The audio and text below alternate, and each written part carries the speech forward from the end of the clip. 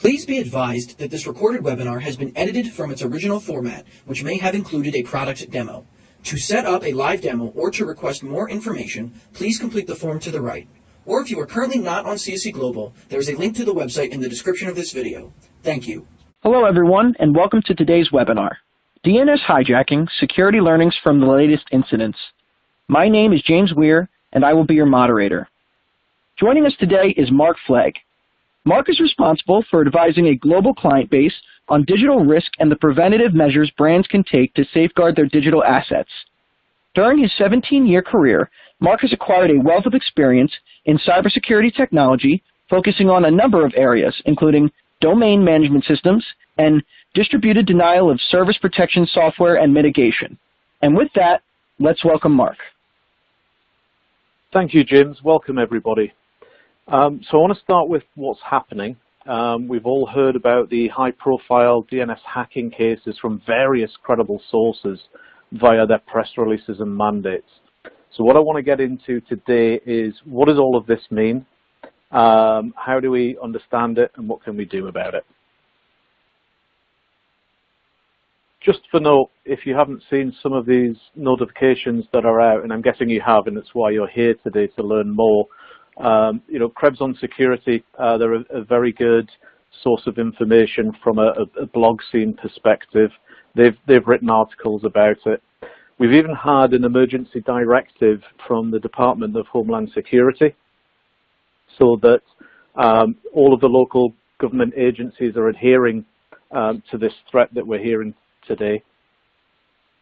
We've heard from reputable companies like FireEye, who do a lot of threat research on this subject, and even from ICANN. ICANN is the governing body of everything domain names, the Internet Corporation for Assigned Names and Numbers.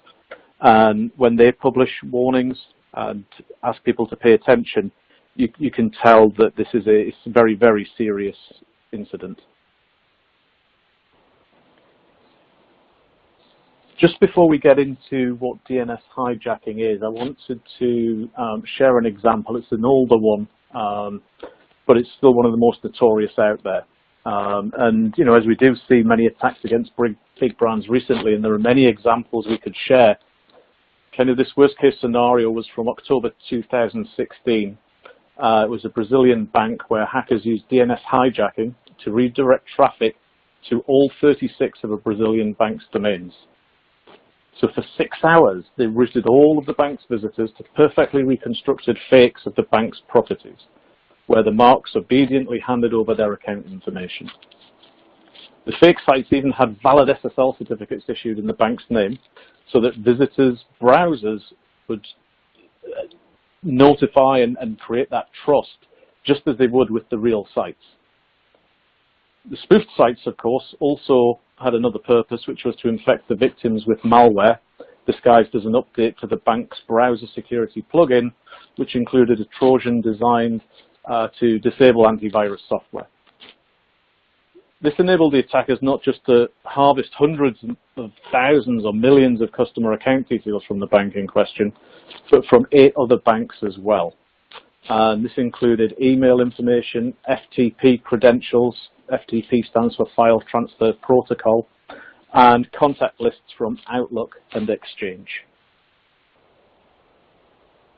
So now to the main topic. What exactly is DNS hijacking? So to understand DNS hijacking, first thing that we need to understand is how do you get to a website? What are the basics of the internet? And as you can see on the illustration that we've put here, you sit down at a computer, a browser, a tablet, whatever it might be, and there are certain processes that happen behind the scenes. The first thing is that your ISP, if I want to search for www.cseglobal.com, they're going to go to what we call the root DNS. And the root DNS is the master database of all of the different TLDs or top-level domains that are out there. .com is the one that we use for CSE Global. And they will do a lookup. They will say, hey, root DNS, can you tell me who is responsible for .com? And the answer that they will get for .com is a company called VeriSign. And the ISP will then go to the registry, which is VeriSign, and they will say, hey, VeriSign, I have a domain name, CSE Global, it is in .com. Who is the authoritative DNS for that? And the registry's job is to answer that query, and they will come back and they will say it's CSE, if it's on CSE's DNS. So the ISP then has the information it needs, so pdns1.csedns.net as a name server, so it can go to that DNS name server and say, hey, I've got a query. I need to find www.cseglobal.com. And the authoritative DNS will answer and they will say, you need to go to a specific IP address.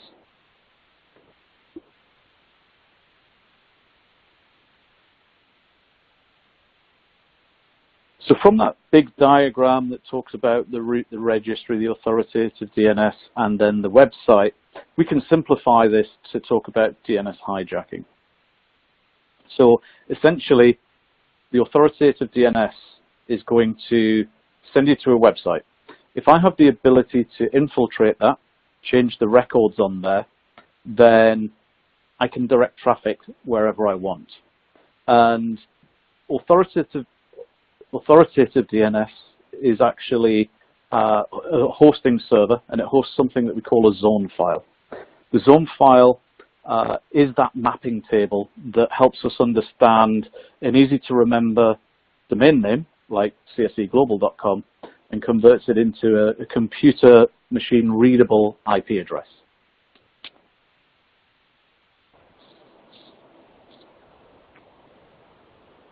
So in essence, if a cyber criminal changes the authoritative DNS or the zone file that's hosted on it, then it can take control of the content that's served up.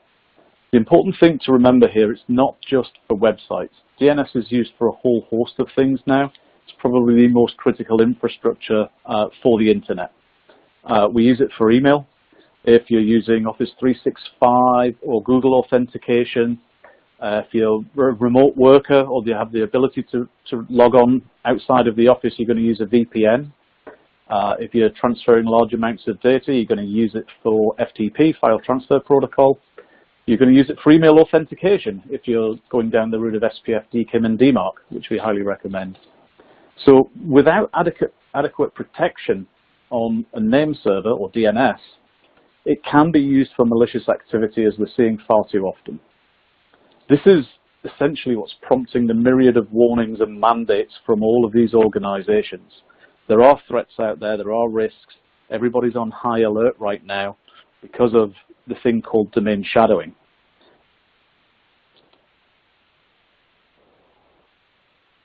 So one of the questions I often get asked is, is DNS hijacking and domain shadowing new threats that we're seeing? The answer is no. What we are seeing is cybercrime is at an all-time high. We do like to put them into two categories, though, and what we call hacktivists, which are politically minded. This is like the anonymous group, Lizard Squad, Syrian Electronic Army, who do things for political gain to get their message out there, versus a true cyber criminal. That's somebody that is out for monetary gain. We all see the breaches in the press as well. Data is the new gold. That's what everybody wants to get their hands on. That's where they can make some very, very easy money. So if we look at this little timeline that we've put together here, back from 2012, you can see there's separate categories there of what a cyber criminal versus a hacktivist would be looking to do. They're not mutually exclusive. A cyber criminal is going to do anything where they can make money. And, we're seeing a lot of issues around zone management where with domain shadowing, this is the process where they breach a system, a name server, and they insert their own records. These are incredibly hard to identify. Why is that? Because if you look at the history of domain names, we're a kind of 20-odd-year-old industry, in essence, in the mainstream. Ownership has passed from department to department. person to person as, you know, people leave or change roles. And a lot of things are on there that probably shouldn't be. We're not good at housekeeping. But with DNS, the risks are so great that people are very reluctant to remove records. So what happens is there's a lot of noise on a zone. If I can penetrate that, knowing there's a lot of noise, insert my own records, it becomes very, very difficult for you to understand what I've done. So why have we seen this shift from hacktivists to cyber criminals? We haven't really. I think the statistics out there will show that, you know, back in the day, a hacktivist was more active, but it's kind of getting lost now with the sheer volume of cyber criminals that are out there to try and steal data, credentials, bank account details, personal information. So it's not necessarily a shift, it's a huge uptick in what cyber criminals are trying to achieve. If we talk about why cyber criminals are becoming more and more active, it is because of the disruption it can do, and because it's a very easy way for them to make money by stealing data. And if we think about some of the risks that are out there, I've gone through a few of them. This illustration here just kind of highlights, you know, what can happen if domains or DNS fails. So it's obviously your website, FTP, any cloud-based authentication, your email, your VPN, even voice over IP phone systems can all be rendered useless if somebody hijacks your DNS. A lot of security professionals, they worry about a lot of things. Users, keeps them up at night. It's also the firewall, people trying to penetrate it, so they'll go off and do a lot of vulnerability scanning on their websites. But we always find that there's a less attention paid to who's managing what we call their digital assets. So domain names, DNS, SSL certificates. These are all things that are foundational for any business to operate online.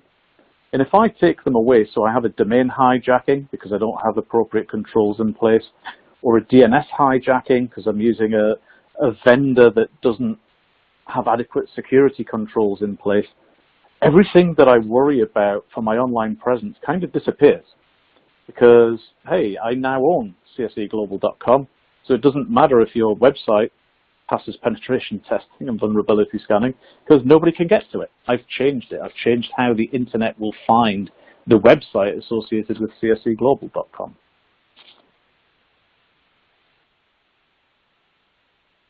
So I need to mitigate risk, certainly this DNS hijacking risk. What steps should I be taking? So let's revisit how a cyber criminal could change your authoritative DNS or change your zone files. Cyber criminals can target three main areas in the DNS infrastructure to attempt a DNS hijacking attack, which corresponds to the three examples we've spoken about. So first and foremost, you have access to the portal. If you get phished, you give up your credentials, they can log in and they can make simple changes like you could. They could target your vendor or your service provider directly to make changes. They could even go after the registry themselves. And all of these things can end up with hijacked DNS, which would lead your consumers, your customers, to a fake website.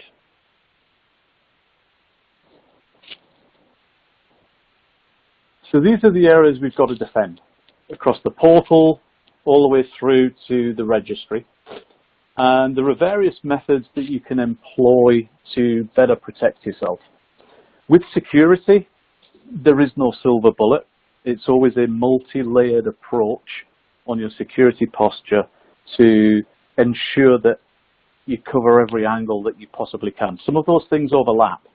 But, you know, from an access to a portal perspective, you want things like IP validation, two-factor authentication, or even federated identity, which is essentially single sign-on, which gets authorized by your own network team.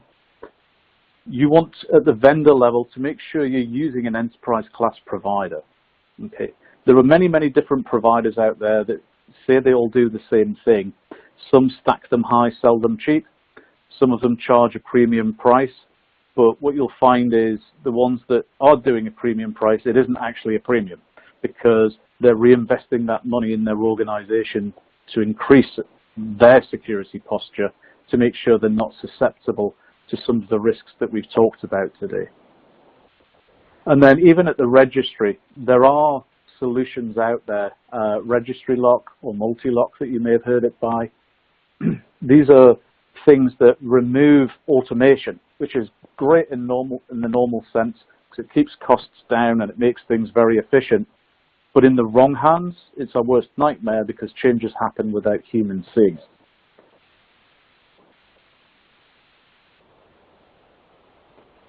So understanding your vital domains is, well, it's vital, right? You need your provider to be doing everything to protect their systems, but you've also got to ensure that your staff are protecting their access to the portal as well. That only authorized users have action to certain functionality on those vital domains, and that where available, you are employing additional security of things like registry lock on the right domains. One of the things that we found, managing some of the world's largest brands for many, many years is that can be quite difficult to work out. What are my vital domains? How do I accurately maintain this list? It's not easy. If you look at something like a domain portfolio, it's living, it's breathing, it changes every day. Even if you don't perform a transaction like a renewal, a registration, or a modification, everything changes because tomorrow I'm one closer to an expiration date.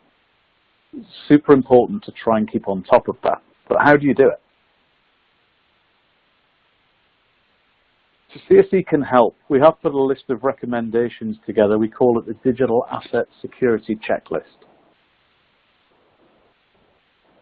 I won't go into the details of everything that's included in this, but just picking up on some of the subheadings here. Vendor management. When's the last time you put a security questionnaire out to vendors that are critical to what your organization does, especially for online?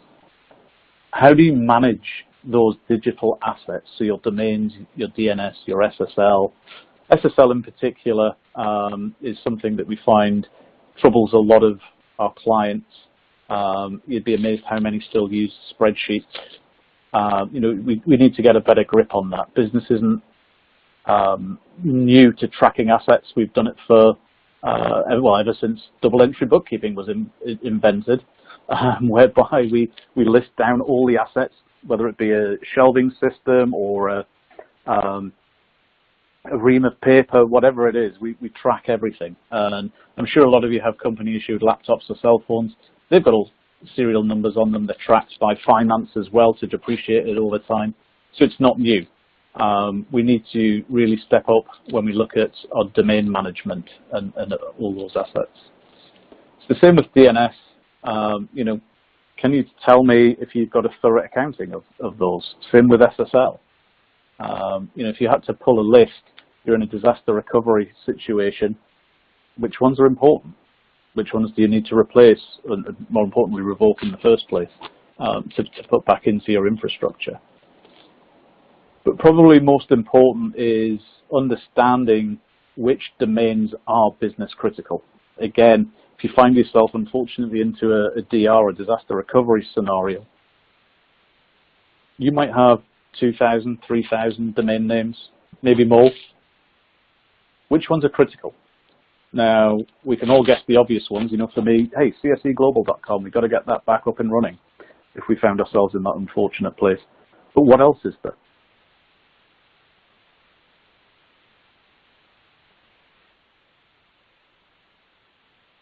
Sometimes that might seem complicated or overwhelming, but it really shouldn't be. We can definitely help you. As a provider, we want to do everything we can to help protect our systems and make sure that your staff are protecting access to the portal, that only authorized users have access to it. And certainly within the portal, what functionality that they have, especially when it comes to vital domain names. Again, what we found is our clients struggle to figure out what those vital domains are, so it's very difficult to understand, hey, this DNS hijacking threat, does that apply to us? Which domains does it apply to? So when it comes to helping our clients, we took a long, hard look at this, and we looked at how they were managing their digital assets, the associated risks, and we found what we've kind of coined as a security blind spot. There are a lot of things, again, if you think about what a security professional or a legal professional, marketing professional worry about is risk, but digital assets, domains, DNS, and SSL seem to get overlooked for some reason. So we set out to design something called CSC Security Center, and we wanted to help and change or redefine what it really means to manage digital assets. And that starts with understanding what's critical, what's vital in the domain portfolio for our clients. And as I've mentioned a couple of times, our clients find it difficult to tell us what that is because of the changing complexity of a portfolio. So we developed a proprietary algorithm that takes a portfolio, and with a 90% confidence, we can predict which domains should be vital to your organization. What that allows us to do is then focus in on those vital domain names to present risks. Those risks can be across DNS, as we've been talking about today, understanding the different providers. It could also be across SSL, looking at the providers and also the validation level of the certificates that you've got in play. But it also has two other main features, which is, number one, which vital domains do you not have locked? Like I said earlier, there is no silver bullet in security, but multi-lock or registry lock is one of the closest things that you will get to it.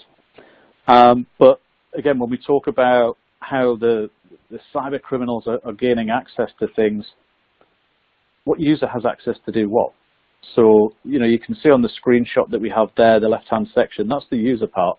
We're telling you who has access to the system, what permissions they have, and where it's what we call an elevated permission as well. So this information for anybody is very, very important. It's critical to protecting yourselves.